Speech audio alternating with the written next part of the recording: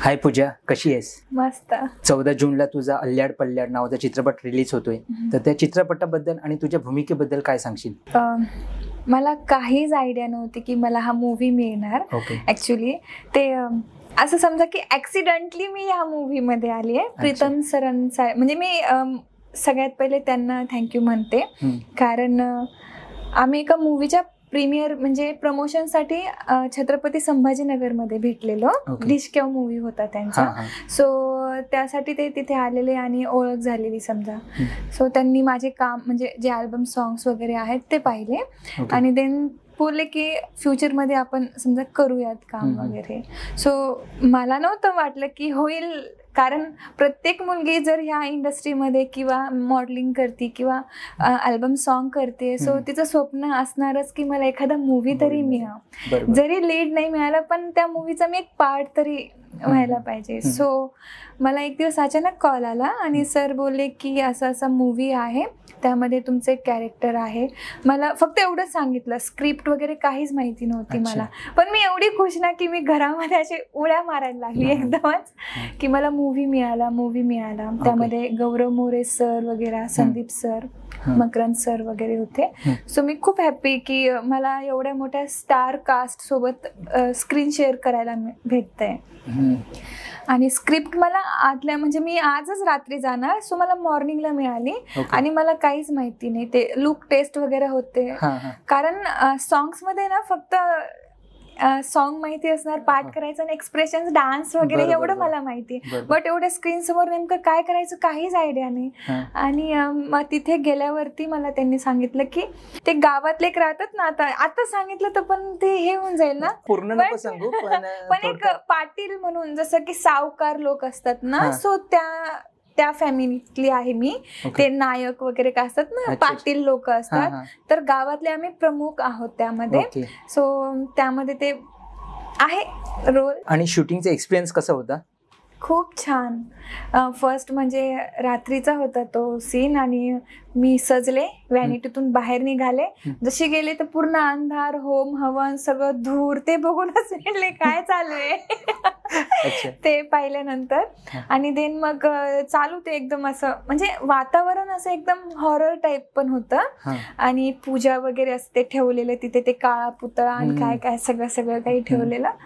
समोरचं मला काहीच दिसत नव्हते मला ना प्रीतम सर दिसत होते ना मला कॅमेरा दिसत होता, काहीच नाही, कारण सगळं धूर असा पांगलेलं, आमच्या आजूबाजूला धूर होता.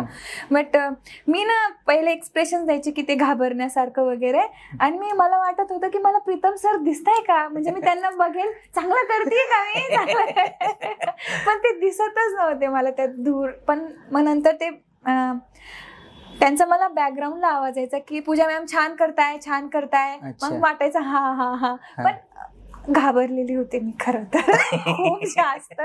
मला काहीच माहिती नव्हतं. सो मला असं वाटायचं की प्रीतम सर पलीकडून म्हणतील की हा छान करताय, मग मी खुश व्हायचे, त्यांचा आवाज ऐकायची मी फक्त. आणि मग बस चांगलं वाटलं. बाकीचे सगळे मेकअप आर्टिस्ट वगैरे, जे पण क्रू मेंबर्स वगैरे होते, ते सगळ्यांनी मला सपोर्ट केला, कारण त्यांनाही माहिती होतं की मी फर्स्ट टाइम करते. सो अच्छा. आणि यामध्ये गौरव मोरे सर वगैरे आहेत, तर त्यांच्यासोबत एक्सपिरियन्स कसा होता? खूप छान. म्हणजे ते काय म्हणतात ना की आपले लोक असतात की ज्यांच्यामध्ये इगो वगैरे काही नाही, ह्यानुसार म्हणजे असं वाटलं नाही की आपण खूप मोठ्या स्टार सोबत असं भेटलोय किंवा काय. खूप छान फ्रेंडली स्वभाव आणि छान वाटलं. इव्हन जेव्हा लाईव्ह मी त्यांचं पाहिलं तर ते किती इन्व्हॉल्व असतात त्यांच्या कॅरेक्टरमध्ये. सो ते बघून असं वाटलं की मला असं कधी येईल. अच्छा. आणि ह्या मूवीच्या आधी तू काय काय केलंस? माझे अल्बम सॉंग्स झालेत, मराठी अल्बम सॉन्ग, आणि साऊथ साईडचं माझं फर्स्ट सॉन्ग होतं हैदराबादचं. देन त्यानंतर मी आमच्या बंजारा कम्युनिटीचे सॉन्ग केलेत, कारण तिकडच्या साईडच्या लोकांना खूप म्हणजे अट्रॅक्शन झाले की म्हणजे एक राहतं ना कम्युनिटीचं असतं की आपल्या याच्यामध्ये कोणीतरी चांगलं काम करावं आणि आपण त्याला पुढे न्यावं. सो मला पण वाटलं, तर त्यांच्यासाठी मी सॉंग्स करत असते आणि मलाही स्वतःला आवडतं. सो मी बंजारा सॉंग्स केले आहेत. देन त्यानंतर मी मराठी सॉंग्स पण केले आहेत. आता हा मूवी आहे आणि इन फ्युचर म्हणजे आता अजून एक प्रोजेक्ट आहे मूवीचा ज्याच्यामध्ये म्हणजे आहे, खूप चांगलं काम आहे. अरे वा वा. मग ऍक्टिंग मधला हा पहिला रोल होता का तुझा? हो हो, असं शॉर्ट फिल्म वगैरे केलंय बट मूवी मधला हा पहिला होता माझा रोल. अच्छा. येस. आणि तू ऍक्टिंगचं काही ट्रेनिंग वगैरे घेतलेलं की? नाही, काहीच नाही केलेलं आहे. अच्छा. ते अल्बम सॉन्ग केलं त्याच्यावरून तुला हा रोल मिळाला? Yes yes yes. ओके. आणि तू प्रॉपर कुठची आहेस आणि तुझं शिक्षण वगैरे कशामध्ये झालं, जरा तुझ्याबद्दल थोडं सांग. मी अशी म्हणजे छत्रपती संभाजीनगर मधली आहे, बट आमचं मूळ गाव पैठण आहे. ओके. आणि मी खरंच ऍक्सिडेंटली आली या फील्डमध्ये. अच्छा. लाईफमध्ये असतो ना एक टर्निंग पॉइंट येतो की जिथं असं वाटतं की मी काहीतरी केलं पाहिजे. मी नॉर्मल मुलगी, असं एज्युकेशन वगैरे जे पण असेल माझं ऍक्च्युली MA BEd झालेलं आहे माझं. ओके. पप्पांना वाटायचं की मी टीचर बनाव, सो त्यांचा तोच प्रयत्न. त्यांना वाटायचं की मी ग्रामसेवक बनाव, ते पण केलं मी. एज्युकेशन झालंय बट मी तिकडचं काहीच नाही केलं. अच्छा. मला मेकअप करायला पण खूप आवडतो, मेकअप वगैरे. सो माझी अकॅडमी आहे मेकअपची. मी मेकअप आर्टिस्ट पण आहे. आणि साईड बाय साईड ते एक जसं की माझा एक फोटो एका पेजवाल्यांनी त्यांच्या पेजवरती टाकला. हे VIP मराठा, VIP मराठी, मराठी कट्टा, हे जे पेजेस आहेत ना, सो त्यांनी माझा एक फोटो टाकलेला. अच्छा. आणि तो फोटो खूप व्हायरल झाला. मग त्यांनी काय केलं, एक फोटोशूट ऑर्गनाईज केला छत्रपती संभाजीनगरमध्ये.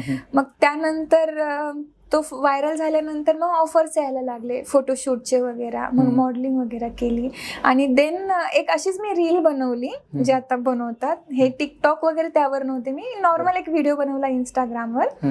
तर तो त्यांनी साऊथ साईडच्या एका म्हणजे आमच्याच कम्युनिटी मधला आहे, त्यांना शेअर केली ती रील. अच्छा. तर ती व्हायरल झाली होती माझी रील. आणि मग त्यांनी ती रील बघून मला ऑफर केली, समजा की सॉन्गसाठी तुम्ही करू शकता का आमच्या ह्या सॉन्गमध्ये. मी शॉक की म्हणजे मला नव्हतं वाटलं की ते पण मला म्हणतील किंवा सॉन्गसाठी असं. आणि तिथं गेले, त्याच्यामध्ये लोकांना माझं काम आवडलं. मग त्यानंतर बॅक टू बॅक येतच राहिलेत समजा काम. मराठी सॉन्ग केलं, अजून एक केलंय, एक हिंदी सॉन्ग आहे, म्हणजे ऑलमोस्ट चालू आहे त्याचं काम, म्हणजे हिंदी आयटम सॉन्ग आहे. अच्छा. आणि पुढचे प्रोजेक्ट्स कोणते आहेत? हेच सॉंग्स वगैरे आहेत? नाही, मराठी मूवी आहे ऍक्च्युली. त्याचं आता ऑगस्टमध्ये म्हणजे सुरू होणार आहे शूट. अच्छा. आणि मग यासाठी तुला घरच्यांचा कसा सपोर्ट आहे? स्टार्टिंगला पप्पा ऍक्च्युली सोशल वर्कर आहेत माझे.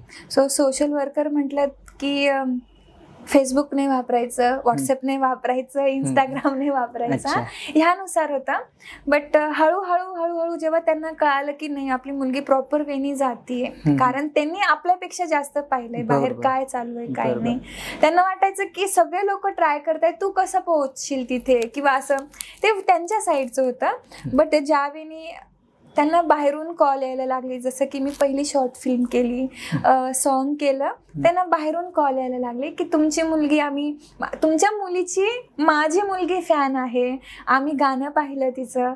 तर मग ज्यावेळी त्यांना ते कॉल यायला लागले तर त्यांना प्राऊड फील व्हायला लागलं. मग त्यांना वाटलं की यार करून दाखवलं आपल्या मुलीने. मग ते एकदम आता फ्री आहेत. खरं तर आत्ताच्या याच्यामध्ये जर कोणी प्राऊड फील करत असतील तर ते माझे पप्पा आहे.